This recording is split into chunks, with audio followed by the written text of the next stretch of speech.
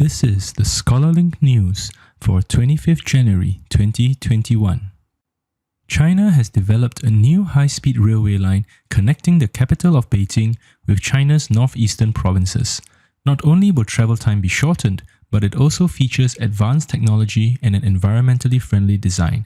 Trains running on this line will have a top speed of 300 km per hour, although the maximum design speed is 350 km per hour. To reduce noise from the railway, engineers designed a 1,840-meter sound barrier on the section that passes through a residential area in Beijing. The new line spans 46 bridges and 30 tunnels, and the trains can operate in temperatures as cold as -40 degrees Celsius. All services will depart or terminate at the new Beijing Chaoyang Railway Station, which was built on environmentally friendly concepts. A parking lot was built on the station's roof to save space. An electricity-saving illumination system turns off lights during the day when the lobby is bright enough for passengers. Think about it. Already, many people in China choose to use the railway instead of travelling by plane. Do you think it is likely or unlikely that people will forego using cars to travel between provinces and cities? While most countries are trying to administer COVID-19 vaccines as fast as possible, Australia is instead delaying the rollout of vaccines for as long as possible.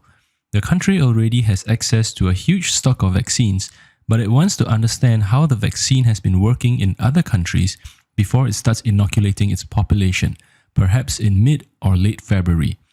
The Australian government decided to adopt this strategy due to their low number of COVID-19 cases, a comprehensive testing program, and a strict quarantine system.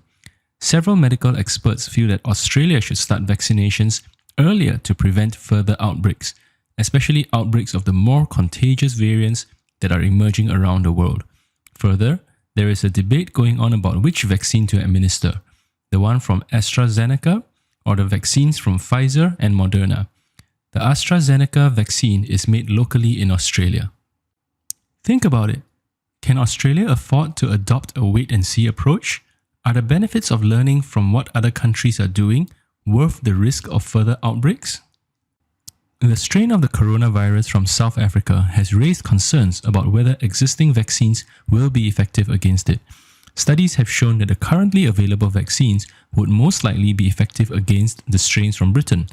Researchers in South Africa have tested the variant there, called 501Y.V2, and found that it was resistant to neutralizing antibodies built up from a prior COVID-19 infection, which means that it poses a reinfection risk. This might also affect the use of convalescent plasma as one of the treatment options for COVID-19. Some experts believe that this variant could spread more widely in the coming months.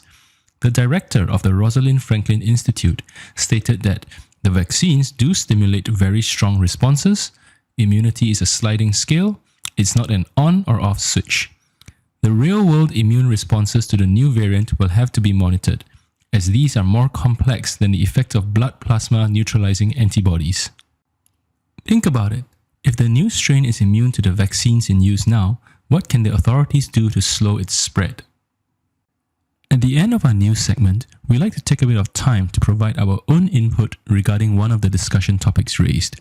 Today, we will look at whether people travelling to different cities in China are likely to give up their cars in favour of rail transport. I believe that for someone who is travelling to another city to visit friends or family or for business, it would be much more convenient for them to take the railway line if it is available. And this will be the travel method of choice for many people. As to why? Firstly, travelling time will be much shorter as the trains travel at speeds much higher than the average car does. Secondly, the traveller will have the chance to arrive at his destination well rested, since he does not need to concentrate on driving duties. Lastly, with the rise of ride-hailing services, the benefit of having one's own car to travel from place to place in a destination city is much reduced.